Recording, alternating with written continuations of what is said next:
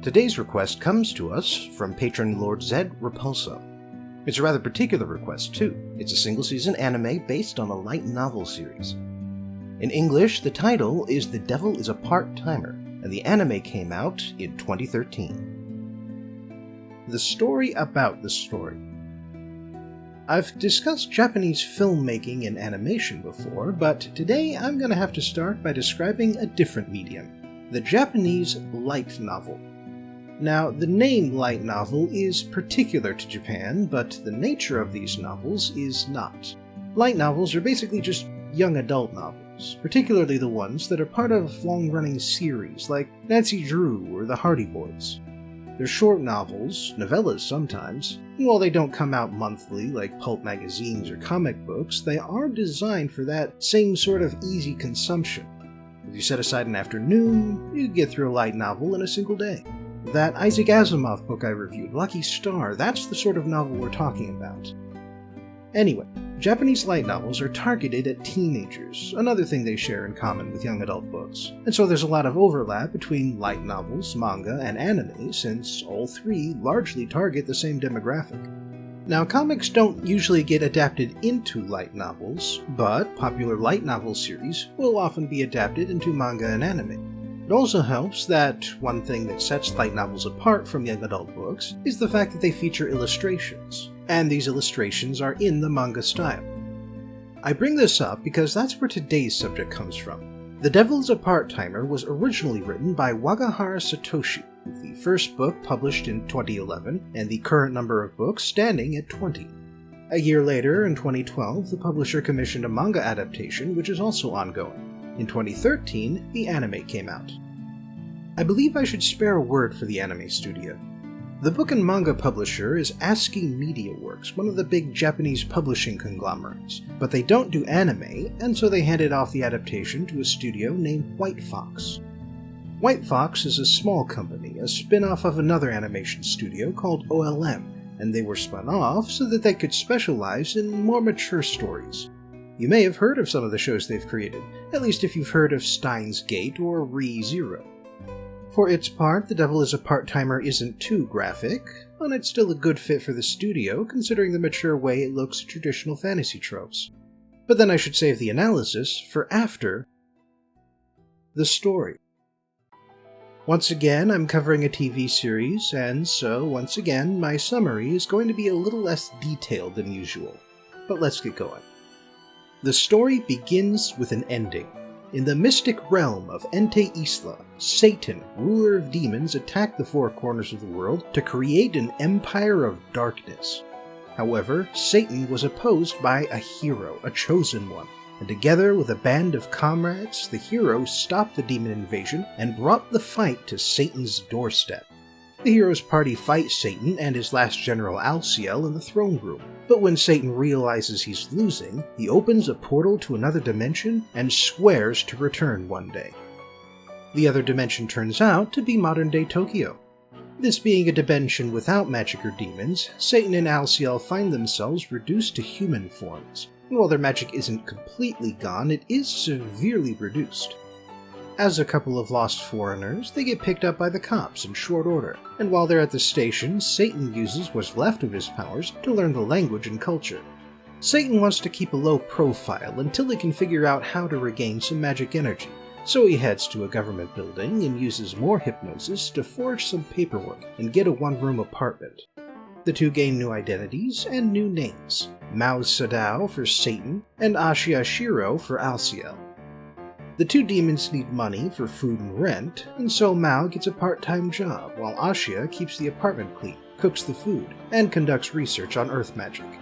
Incidentally, Mao's job is, basically at a McDonald's, since ruler of a demon empire isn't something you can really put on a resume. One rainy day, Mao meets a redhead on his way to work. She doesn't have an umbrella, so he gives her his. We then see Mao at work, and turns out he's surprisingly dedicated to his job. It's enough to get him a promotion, but as he's celebrating on his way home, the redhead from earlier confronts him. Turns out she's the hero, Emilia, and Mao didn't recognize her because she was completely armored up when they first fought. We then see what happened. After Satan and Alciel jumped into the portal, Emilia followed them just before it could close, leaving her party behind in the process. Of course, Emilia with her holy magic is in the same boat as Mal, and so when she tries to continue the fight, it's with a dollar store knife instead of her holy blade. And the fight gets broken up by the police, who think that she's some kind of crazy ex-girlfriend. So Emilia gives up for the night, and we see that she's got a job at a call center, and she goes by Yusa Emmy in this world. One night, Emmy goes to the demon's apartment and demands to be let in, her demands becoming more frantic as the two debate whether to do so. Turns out she's actually kind of lonely, although she won't admit it to them. For his part, while Mao admits that he wants to conquer Earth, his current ambition is to become a full-time employee at McDonald's. As such, Emmy decides to conserve her remaining magic and just keep an eye on Mao for now. So Emmy stalks Mao for several days, only to discover that he's up to exactly nothing. For a demon, he acts like a remarkably good person. She confronts him about it and suggests that he stay on Earth forever, but then they get interrupted by a magic-using sniper. They both end up saving each other's lives and escape, and since Emmy loses her wallet, she ends up staying at Mao's place. Things continue to ramp up as Emmy gets a threatening phone call, and Mao's co-worker Sasaki Chiho seems to know something about a series of earthquakes that have been happening recently. Chiho has a crush on Mao, so she uses her knowledge as an excuse to go out for lunch with him. She explains that she somehow overheard someone using magic to communicate, and realized that he was talking about the earthquakes. And Mao realizes that scrying spells sent from his dimension could be the cause of the quakes. Unfortunately, their meetup is in an underground mall, and the big earthquake happens while they're still there. They get trapped in the rubble, and Mao gets his old demonic body back because it turns out his magic is powered by fear and negative emotions. Surprisingly though, Mao uses his newfound power to rescue other trapped survivors, and this completely confounds Emmy, who was there because she's still stalking Mao. Emmy then flashes back to the time when the church took her from her father because she's a half-angel and the chosen one. This was also the last time she saw her father, because Satan's general Lucifer would later destroy his village. Not long after the quake, things start building to the mid-season climax. The monk and the wizard from Emilia's old party jump into the dimension gate to help her, and then Chiho gets kidnapped by a boy with purple hair and black wings, a boy Mao identifies as Lucifer. Turns out, he and the priest from Emilia's party, Olba Mayer, have been working together to kill both Satan and Emilia. Olba wants Emilia out of the picture so she won't be a threat to his power within the church, and he got Lucifer to help him by promising the fallen angel a way back into heaven. Also, they've been quiet up until now because they've been gathering demonic energy by mugging and robbing random people. So there's a big fight, and it all happens out in public because both sides need to feed on fear to power their magic.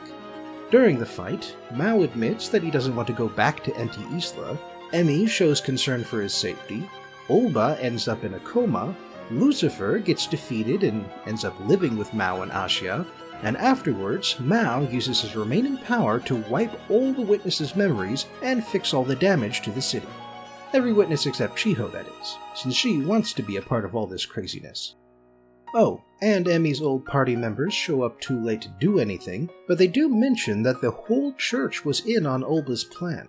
They then return to Anti-Isla to work against the church, leaving Emmy behind to keep an eye on the three demons. The second arc begins with Lucifer, now called Urushihara Hanzo, settled into the apartment, and showing the other two that he's surprisingly proficient with computers. It also begins with a mysterious and excessively traditional woman named Kamazuki Suzuno moving in next door to Mao. Except her actual name is Crestia Bell. She's an enforcer with the church's Inquisition, and she's been sent to Earth to kill the witnesses of Olba's betrayal. Meanwhile, the wizard has sent Emmy a bunch of energy drinks so that she can restore her celestial magic. Despite her mission, Suzuno doesn't strike right away. Instead, she acts like a courteous neighbor and keeps cooking for the demons, especially after Asya collapses from heat stroke. About a week later, though, a masked man with a scythe attacks Emmy at the convenience store and uses a purple beam that saps her energy. and he runs off when a store clerk throws some orange paintballs at him. Emmy gets to know Susanoo, but she's still shocked when she learns they're both from NT Isla. At first, Emmy thinks Susanoo might have been the attacker, but Susanoo has no idea what she's talking about, and more importantly, she has no orange paint on her face. Susanoo also explains that she learned everything she knows about Japan from historical dramas, hence her old-fashioned manners.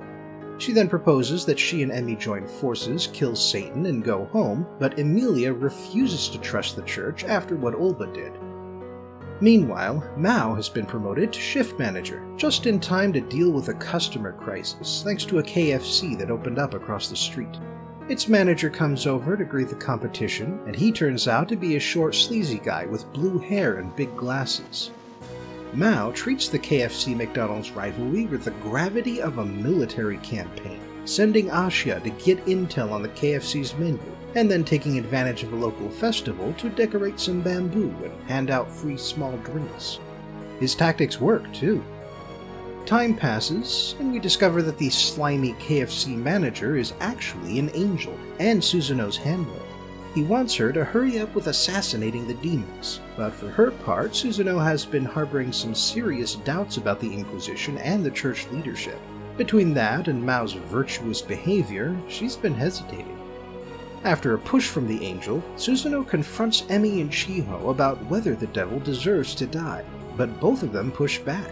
Susanoo gets particularly upset when Emmy insists that she can make a better future without the dirty tactics of the Inquisition. Just after that, the masked attacker shows back up and reveals himself to be the angel, Sariel. Sariel depletes Emmy's power again and knocks her out, with his goal being to take her celestial sword, Better Half. He also has Susanoo abduct Chiho so that he can use her for experiments.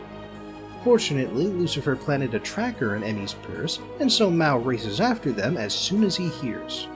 Meanwhile, Asya has gotten so sick that he ends up in the hospital just in time to see Olba wake up from his coma and escape. Sariel takes Emmy to the top of a skyscraper and tortures her to make her give up the sword. He also tells Susanoo to go kill Mao, who has reached the base of the building. Mao fights her, but first he takes off his uniform, since if he damages it, he'll have to pay for it. He also reveals that he knew all along that she was from the Inquisition, and that she was poisoning the food she made with celestial energy.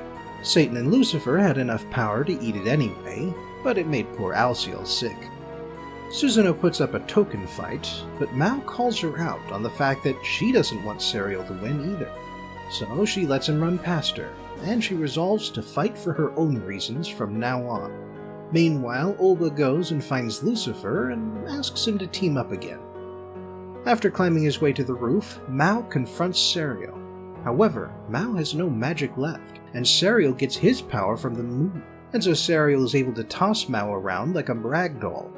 Olba then casts a spell to make the moon appear bigger, and while this powers up Sariel, it also makes everyone in Tokyo start worrying, and that powers up the three demons. Lucifer then knocks Olba out, because he also wants to stay on Earth now. This ends the moon spell, and so Satan beats the crap out of a depowered Sariel. Then there's another episode after all of this, but it's filler, and so I'll skip it. The analysis. There are a couple of points I'd like to make about this series. First is the rather obvious role reversal. Evil is good, and good is evil.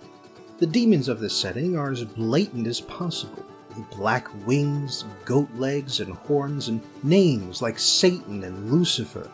Then on the other side you have what's basically the Catholic Church, backed by literal angels and clerics wielding holy energy.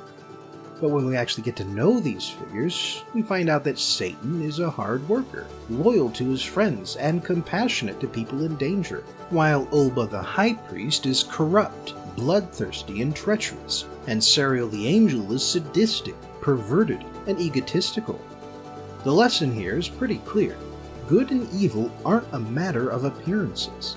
You can't just label your side as good and their side as evil and pretend like the ends of wiping them out justify any means.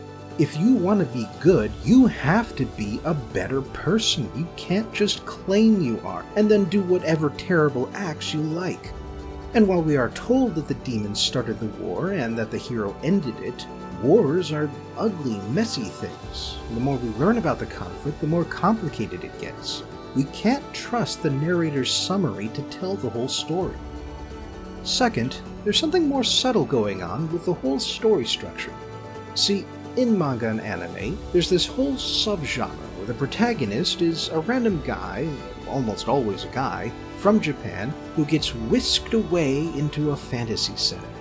More often than not, they're also hilariously overpowered, and in some cases they get to embody their favorite RPG character. The whole genre is basically escapism at its purest. I don't mean that as a bad thing, it's just a statement of fact. But then you've got this story, The Devil is a Part-Timer, in which heroes and villains come from the realms of medieval fantasy and end up becoming low-ranking nobodies in modern-day Japan. And they like it. They prefer it even to the high fantasy settings they left. And why not? No big wars getting everybody killed, communication devices that fit in your pocket, shelves full of food in every grocery and convenience store, a police force to keep people from killing each other on the street, and indoor plumbing available even in crummy one-room apartments. Sure, the show is full of big magical battles, but it's also full of extraordinary people leading ordinary lives, and feeling perfectly satisfied while doing so. You could say it's a case of the grass being greener on the other side, but, well, the modern world really does have a lot going for it. It's a healthy thing to escape from our lives now and again, but it's also healthy to sometimes feel thankful for what we have, even if we don't have much. Because while we may all want magic or superpowers or piles of money, the fact is, we don't.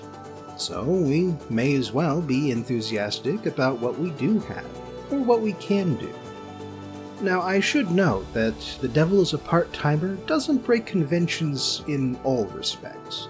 Satan and the hero have that old will-they-won't-they relationship going on, and there's a very blatant male gaze aspect to the scene framing and cinematography. Still, of all of the anime shows out there, this is definitely one of the ones that's worth your time. Thanks for joining me again for today's series review, and I hope I'll see you next time for another book about sexism in space.